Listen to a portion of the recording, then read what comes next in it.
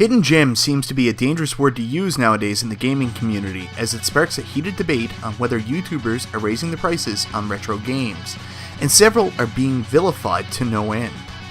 I for one have had some success in using that title in videos for some games on the NES that I was truly passionate about, but haven't incurred much wrath, thankfully.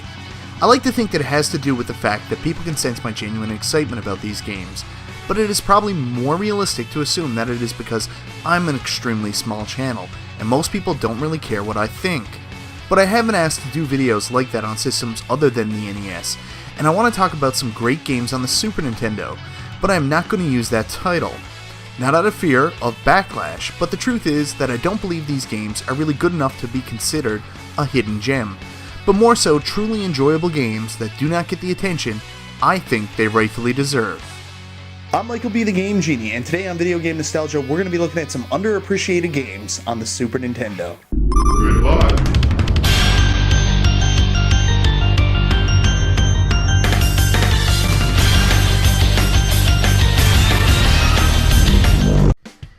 I don't think anybody should be surprised to see this game on this list if you have followed my channel for a while. Batman Returns was a true masterpiece on the Super Nintendo from Konami. In fact, Konami did nothing but make masterpieces in the early days of the Super Nintendo, and that could be a whole video in of itself, but we will come back to that another time. Batman Returns gets the highest marks as a movie tie-in game, and may in fact be the best of all time, as it does a great job of providing an amazing gameplay experience with breathtaking visuals and an amazing soundtrack. Not to mention, it also is an excellent representation of an already excellent movie. I knew I was in love with this game the very first time I rented it, and heard the first strands of the excellent Danny Elfman theme as the snow started to fall over the Konami logo. From there it went from strength to strength as the game started, and it's an amazing beat-em-up, with graphics that are dark but somehow bright and some of the best drowned sprites I had seen up to that point. The game has an interesting dynamic as it shifts from that traditional arcade beat-em-up style to a platformer where you shoot batarangs mid-level back and forth, that I always found kinda strange but have since fallen in love with in later years. The gameplay at no point becomes unenjoyable as it takes you from event to event synonymous with the motion picture. I never owned this game as a child, but it was a constant rental, and honestly I regretted never buying it. I never grew tired of playing it, and even as an adult today, I can pick it up and play through the whole time with a big nostalgic grin on my face. I could go on and on about the game as it is one of my all-time favorites, but I've already reviewed it. Plus I know it will come up again in at least 2 or 3 more videos I will make.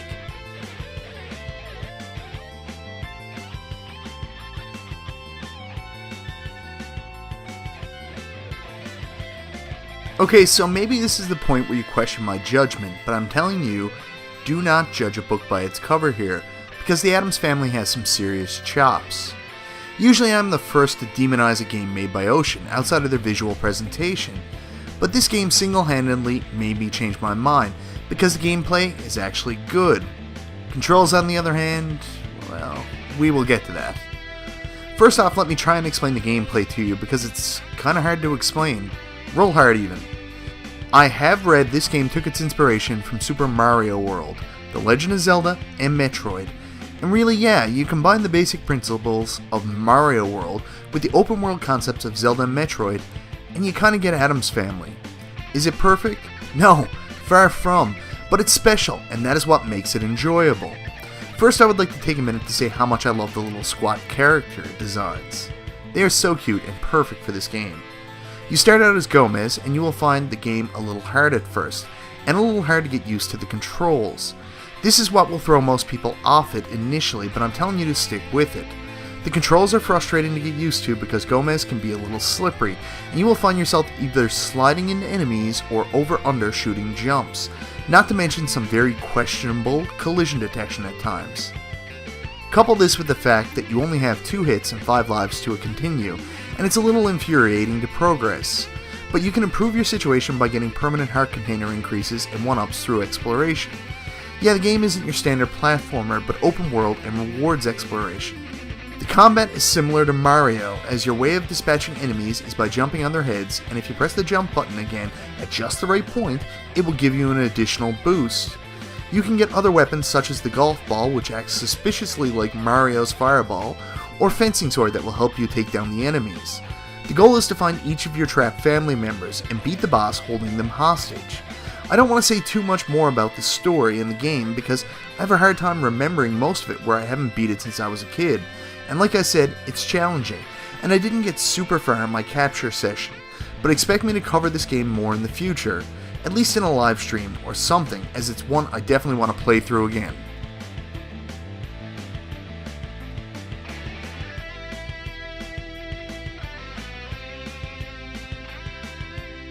So many staple games from the NES library had a release with Super in front of their familiar name on the Super Nintendo that we all hear so much about, but then again, there are some that seem to be forgotten, and I feel like Super Adventure Island is definitely one of those. I'm not exactly sure why more people don't hold the Adventure Island series in higher esteem, and specifically this game, but I will admit that I am extremely biased, as it's one of the games I owned growing up. I'm guessing it didn't sell so well because I got it from the bargain bin at my local Byway. Not sure if anyone outside of Canada knows what Byway is, but it's like a bargain shop. What struck me immediately about Super Adventure Island was the opening sequence as you are on a pedestal with your femme fatale and an evil sprite comes and turns her into stone. You jump on a bird and are off to adventure. On an island. Maybe that's where the name comes from. You fall off the bird and are greeted by some sweet Mode 7 as Master Higgins plummets to the ground. The game starts on an absolutely beautiful stage, and I really can't praise this game's visual appearance enough. Everything is so beautiful and vibrant, and just really enjoyable to look at. Then there is the soundtrack, and oh man, this soundtrack could never get enough praise. In fact, if you haven't heard something from Super Adventure Island, go listen to it now. I mean right now. Pause the video, and come back to it so you can truly get an understanding of just how good it is. It was composed by Yuzo Koshiro of Streets of Rage and ActRaiser fame, so you know it's gunts to be good. This game takes a step back and returns the original gameplay concept of Adventure Island, so no more dino riding, which personally was never something I loved from the earlier games, but something a lot of other people go bananas about, and maybe led to people's disappointment about this game. One thing I am happy they changed were the bosses, because the bosses in the Super Adventure Island are some of the very best in the series. They are large, screen-filling enemies that have a unique pattern and once mastered, or with the right weapon, are a breeze to take down, and super enjoyable.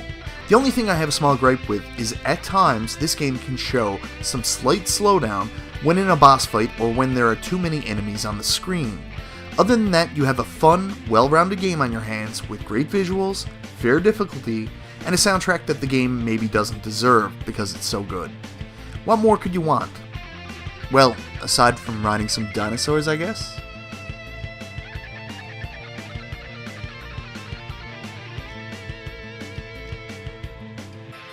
This was such a fun video to make, and I'm so excited I finally got to talk about this topic and these games that I've always wanted to share with you.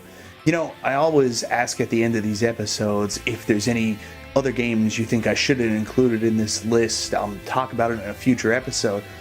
Yeah, I love this topic so much. I really see myself doing that again very soon. So if there are any other underappreciated Super Nintendo games you'd like to see me cover in a future episode, let me know down in the comments below. And once again, thank you for sharing in my video game nostalgia.